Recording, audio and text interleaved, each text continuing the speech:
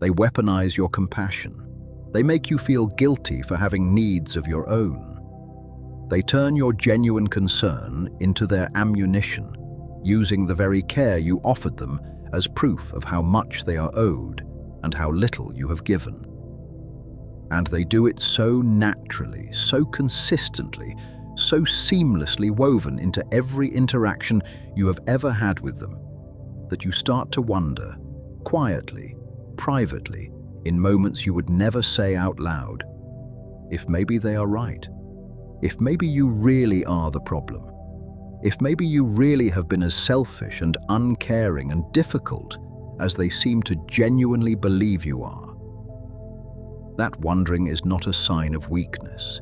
It is a sign that something is working exactly as it was designed to work. There is a specific kind of person who does not simply experience victimhood occasionally, the way all human beings do at certain points in their lives when circumstances genuinely warranted. Instead, they inhabit it permanently. They live there as comfortably and as consistently as most people live in their own homes, returning to it reflexively whenever the alternative, accountability, responsibility, honest self-reflection, becomes available as an option. You have probably met someone like this. Perhaps you are thinking of them right now. A family member whose suffering is always the most significant in the room. A friend whose problems are always the most urgent, whose pain always the most deserving of attention, whose needs always the most legitimate, regardless of what anyone else around them might be going through at the same time. A partner who somehow, reliably and without exception, emerges from every conflict as the wounded party, regardless of how the conflict actually began or who actually said what to whom.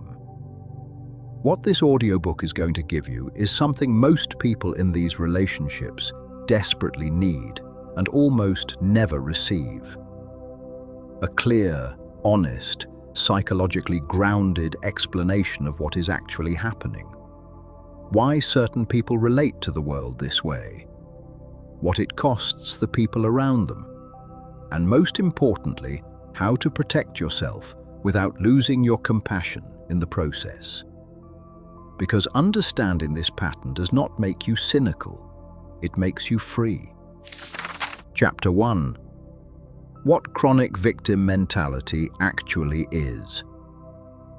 There is an important distinction that needs to be established clearly at the very beginning of this audiobook, because without it, everything that follows risks being misunderstood in ways that could cause harm rather than clarity. That distinction is the difference between genuine victimhood and chronic victim identity, and it matters enormously.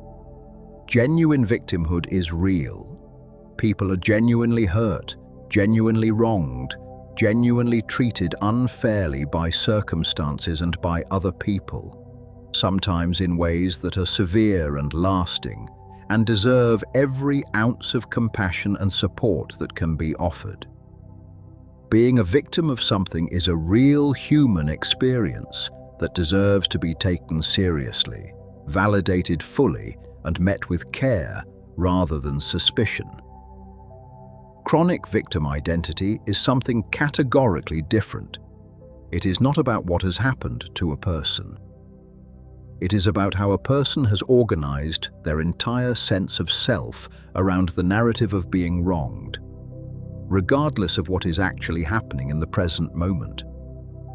It is a psychological orientation towards the world in which the self is perpetually innocent, perpetually wronged, and perpetually deserving of more than it is receiving, and in which any evidence that contradicts this narrative is either dismissed, reframed, or converted into further proof of victimization.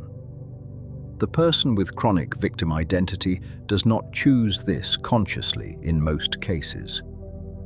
It is not, for the majority of people who operate this way, a deliberate strategy they sat down and designed with full awareness of what they were doing. It is a deeply entrenched pattern of relating to the world that developed, usually in childhood or early adolescence, as a response to an environment in which direct expression of needs was unsafe, ineffective, or consistently punished. In that environment, suffering became the most reliable currency available. The one thing that reliably produced attention, care, relief from demands, or temporary safety in an otherwise unpredictable world.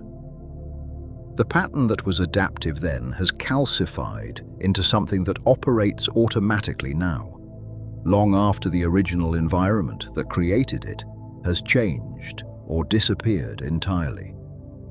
And the people closest to the chronic victim, the ones offering their time, their energy, their compassion, their endless willingness to try again, are paying the price for a wound they did not create and cannot fix, no matter how hard or how long they try. Understanding this does not excuse the behavior, but it does explain it. And explanation, when it finally arrives, is often the first thing that allows the people around a chronic victim to stop blaming themselves for a dynamic they never had the power to change. Chapter 2: The psychology behind why people develop victim identity. To understand why certain people develop a chronic victim identity, while others who experienced equally difficult or even more severe circumstances do not, you need to understand something about how human beings develop their core strategies for getting their needs met in the world. Every human being, from the earliest days of childhood, is engaged in a continuous, largely unconscious process of learning what works, what produces safety, what produces connection, what produces the attention, care, and validation that every human nervous system fundamentally requires in order to feel regulated and secure.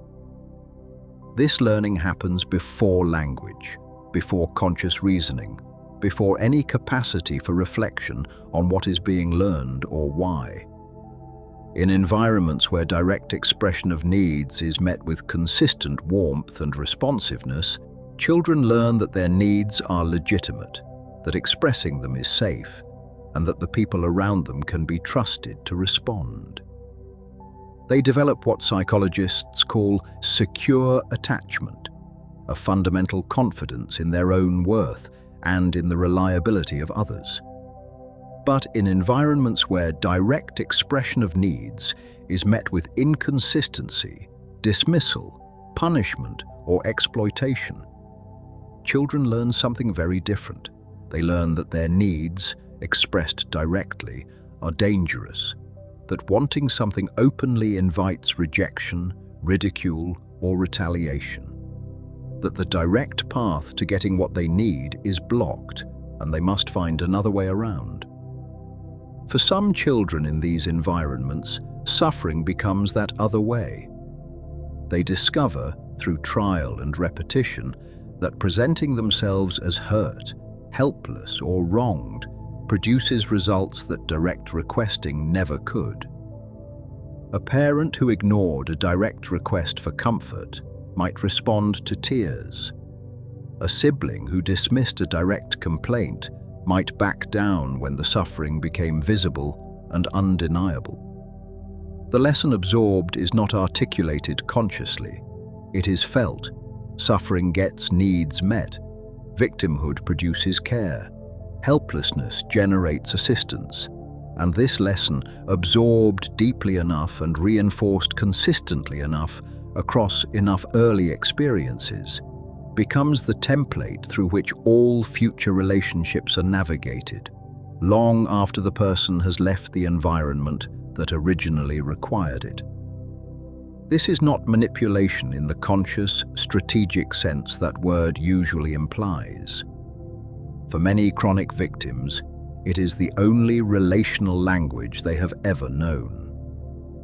The only way they have ever successfully communicated need, secured connection, or protected themselves from the anxiety of unmet dependency, which does not make it acceptable, which does not make it something you are obligated to continue absorbing indefinitely. But it does make it comprehensible. And comprehension, as this audiobook will keep returning to, is not the same as complicity. Chapter 3. How victim players use guilt as a control mechanism. Guilt is the primary currency of the chronic victim.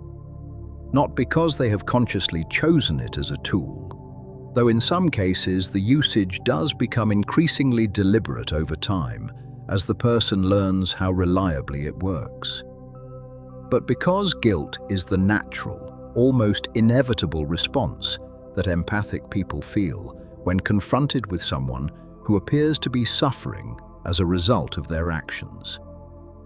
The mechanism works through a consistent, repeating pattern that, once you can see it clearly, becomes almost impossible to unsee.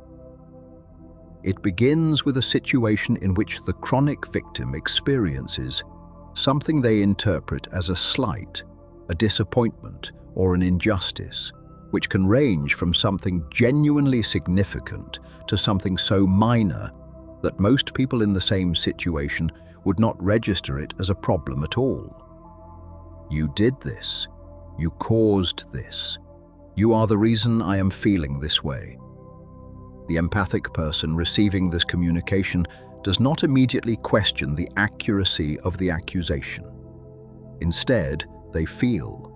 They absorb the other person's suffering into their own body, the way empathic people do, and they experience guilt as a physical sensation before they have had the chance to rationally evaluate whether the guilt is actually warranted. And in that gap, between the emotional experience of guilt and the rational evaluation of whether it is deserved, the chronic victim's control is most complete. Because a person in the grip of guilt is not assessing the situation clearly. They are managing the guilt, trying to make it stop, trying to restore the other person's comfort, and thereby restore their own. Recognizing this pattern does not mean that every expression of pain from another person is manipulation.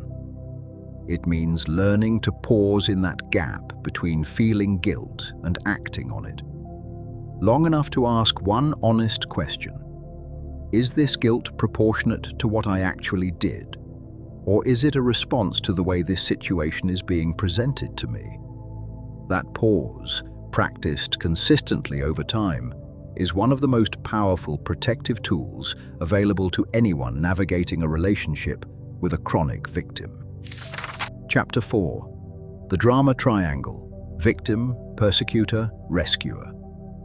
One of the most useful psychological frameworks for understanding the chronic victim dynamic involves three roles that participants move between, often without any conscious awareness that they are doing so.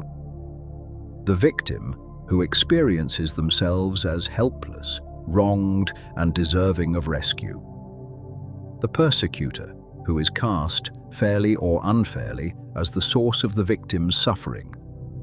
And the rescuer, who steps in to relieve the victim's distress, often at significant personal cost. The chronic victim almost always begins in the victim position. But what makes this framework so illuminating is what happens next. When the rescuer, exhausted by the ongoing demands of the role, fails to deliver sufficient rescue, when they say no, when they express their own needs, when they fail to prioritize the victim's distress above their own well-being, the chronic victim shifts roles. Suddenly, without warning, the rescuer becomes the persecutor. The person who was just moments ago the compassionate helper is now being experienced and described to others as the source of the victim's suffering. This shift is disorienting to the person it happens to, often profoundly so. They entered the relationship as the caring, giving, supportive one. They tried harder and gave more than almost anyone else in the victim's life.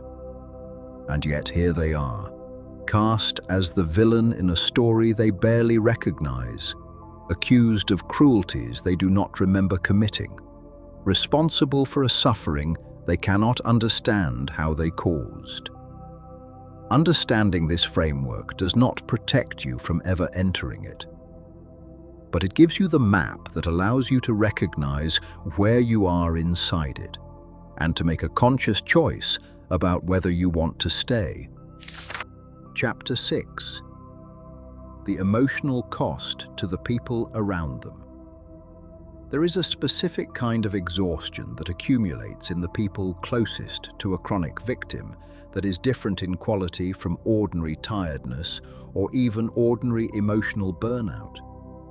It is not simply the exhaustion of having given a great deal. It is the exhaustion of having given a great deal while simultaneously being told consistently and convincingly that what they gave was never quite enough.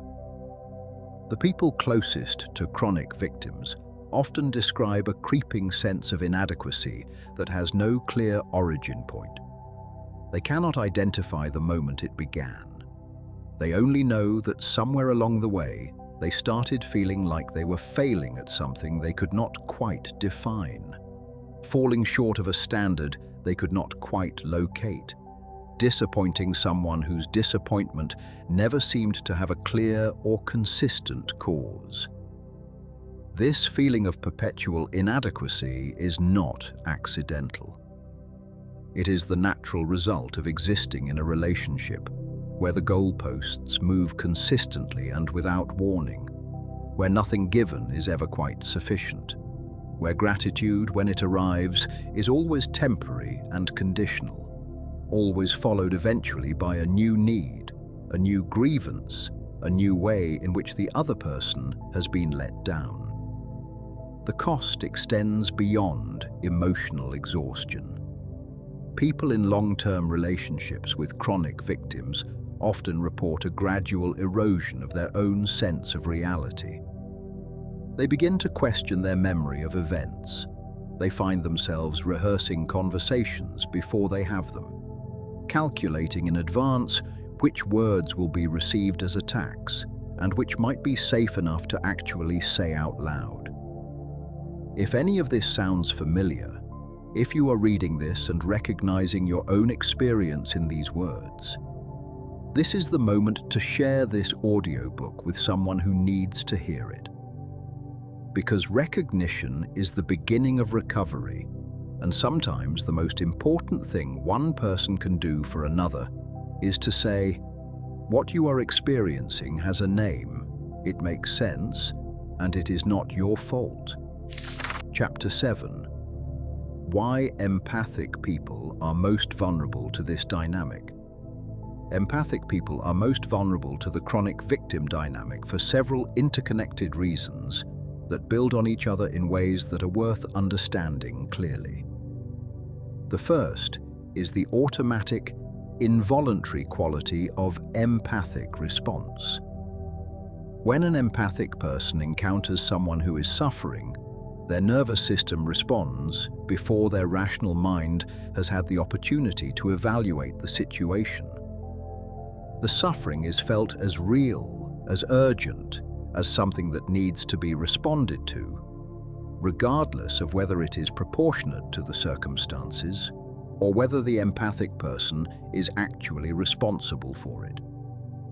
The second reason is the empathic person's deep commitment to fairness and their corresponding difficulty tolerating the feeling of having caused harm. Even when they know, rationally and clearly, that they did not do what they are being accused of, the accusation itself lands with weight. It triggers a self-examination that most empathic people conduct genuinely and thoroughly because they genuinely want to be fair, genuinely want to be honest about their own contributions to conflict. And the chronic victim knows, instinctively if not consciously, that this self-examination can be exploited. The third reason is perhaps the most painful to acknowledge. Empathic people, more than most, want to believe that people are capable of change. They see the person behind the behavior. They sense the wound beneath the pattern. They hold on to the hope that if they can just find the right approach, offer the right kind of support, stay present long enough and patiently enough, something will shift. This hope is not naive, it is generous. But in the context of a deeply entrenched chronic victim identity, it is also almost always unfounded. And the longer it is maintained, the more it costs. Understanding why you are vulnerable to this dynamic is not self-criticism, it is self-knowledge. And self-knowledge is the most durable form of protection available to you. Chapter 8. How to recognize victim manipulation in real time. Recognition is the first and most important step in changing how you respond to the chronic victim dynamic, because a pattern that is invisible cannot be interrupted. Once it becomes visible, once you can see it clearly in real time as it is happening, rather than only in retrospect when the damage is already done, everything changes. There are several reliable signals that indicate you may be in the middle of a victim manipulation dynamic, rather than a genuine conflict requiring your empathy and response. The first signal is disproportionality. The emotional response you are witnessing feels significantly larger than the situation that apparently triggered it. You said something mild and received a reaction that suggests you said something devastating. This disproportionality is not always easy to trust, because empathic people are often willing to assume they must have missed something. But consistent, repeated disproportionality is a reliable signal worth taking seriously. The second signal is the immediate reversal. You came to address something that happened. Within minutes, you are defending yourself against something entirely different. The original subject has been abandoned and replaced by a new one, in which you are the problem and the other person is the one who deserves an apology. The third signal is the audience. Chronic victims are rarely satisfied with one-on-one suffering. They require witnesses, validators, a broader audience for the narrative of their victimization. The fourth signal is your own internal state after interactions. Confusion about what actually happened, guilt that feels disproportionate, a vague sense of having failed at something you cannot quite name, exhaustion that goes beyond anything the interaction itself should have produced.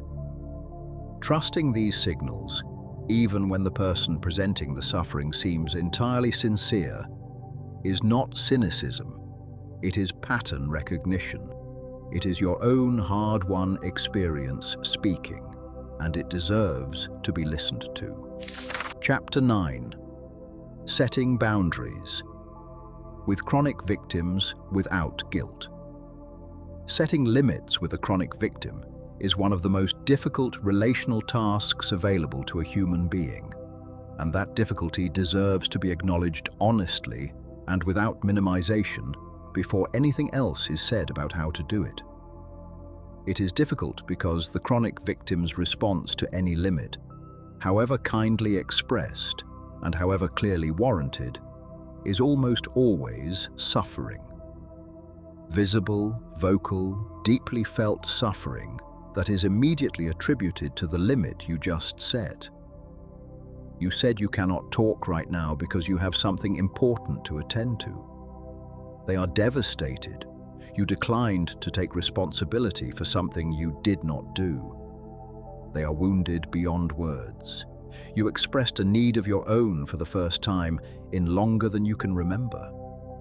They are shocked by your selfishness, and the empathic person setting the limit feels all of this, absorbing it involuntarily into their own nervous system, before they have had the chance to assess whether it is proportionate or deserved. And the guilt arrives, as it always does, fast and physical and insistent, pulling toward retreat, toward apology, toward taking back the limit that was just set. Here is what needs to be understood clearly, stated plainly, and returned to as often as necessary. The suffering a chronic victim expresses in response to a limit is real to them. It is genuinely felt, but it is not caused by your limit. It is caused by the threat your limit poses to a relational pattern they depend on for their sense of safety and identity. You are not causing their suffering by setting a limit. You are declining to prevent a suffering they would be experiencing regardless. Practical guidance: state limits simply, without extensive explanation or justification. "I am not able to take responsibility for that" is a complete sentence. "I am not available to talk right now" is a complete sentence. The more you explain and justify, the more material you provide for the chronic victim to engage with, question, and ultimately use as evidence of your inadequacy. Simple, clear, and repeated without escalation is the most effective approach available. And when the guilt arrives, because it will arrive, reliably and insistently every time, remind yourself of this. Understanding this pattern does not make you cynical. It makes you free. Chapter 10. Integration. Protecting your compassion while protecting yourself. Everything in this audiobook has been moving toward a single, carefully balanced destination. Not the destination of becoming someone who suspects all suffering.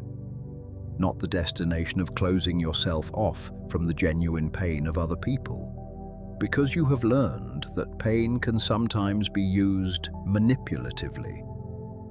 Not the destination of cynicism, which is simply disappointment that has hardened past the point of feeling anything, and which costs far more than it protects.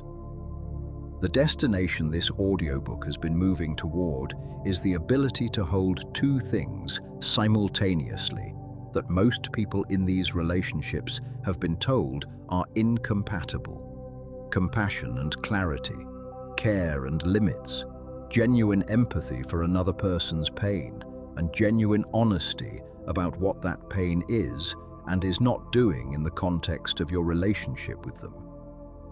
These things are not incompatible. They have only seemed that way because the chronic victim dynamic depends on convincing you that they are. That to set a limit is to stop caring. That to name what is happening is to be cruel. That to protect yourself is to abandon someone who needs you. None of these things are true. The person you have been dealing with is not simply a difficult person.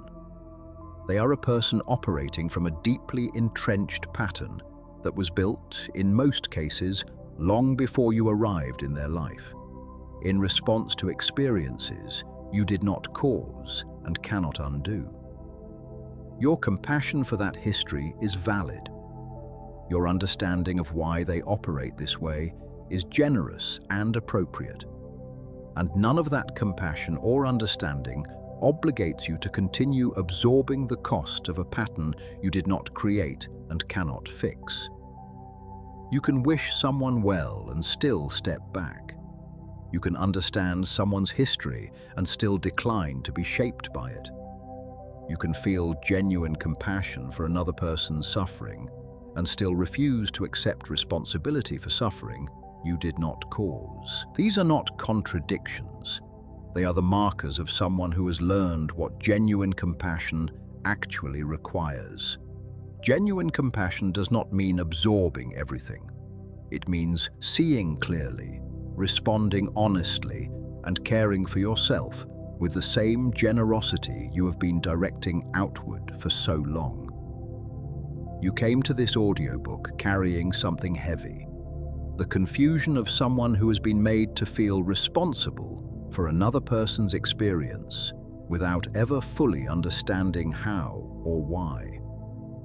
The guilt of someone who has tried, repeatedly and sincerely, to be enough for someone who was never going to feel like enough was given. The exhaustion of someone who has been doing the emotional work of two people in a relationship that was supposed to be shared. You can put that down now, not all at once, and not without the support of time and practice, and perhaps the people in your life who know you best. But you can begin. And beginning, however imperfectly and however gradually, is everything. Understanding this pattern does not make you cynical. It makes you free. This has been Beyond Pages. If this audiobook gave you language for something you have been living without words for, share it with someone who needs that language today. Subscribe and turn on notifications. The next chapter is already waiting for you.